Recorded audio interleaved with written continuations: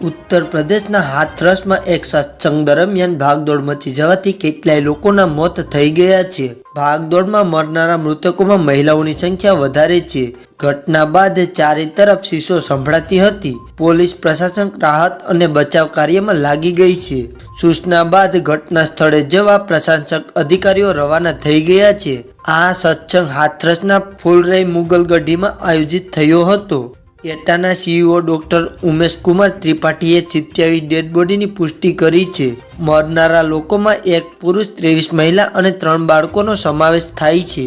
જાણકારી અનુસાર હાથરસ તાલુકાના સિકંદરાવ પોલીસ સ્ટેશન હદ વિસ્તારના કુલરઈ ગામમાં ચાલી રહેલા ભોલે બાબાના સત્સંગમાં ભાગદોડ મચી ગઈ હતી। આ દરમિયાન અનેક શ્રદ્ધાળુઓના મોત થઈ ગયા હતા। મૃતકોની ડેડ બોડી મેડિકલ કોલેજમાં પહોંચાડી છે।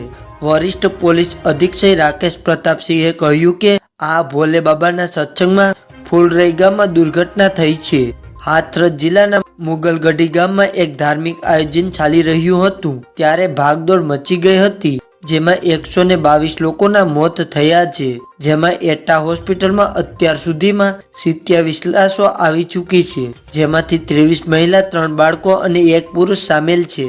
ઘાયલો હાલમાં હોસ્પિટલમાં નથી પહોંચી શક્યા। આગળની તપાસ ચાલી રહી છે। આ 27 લાશોની ઓળખ થઈ રહી છે।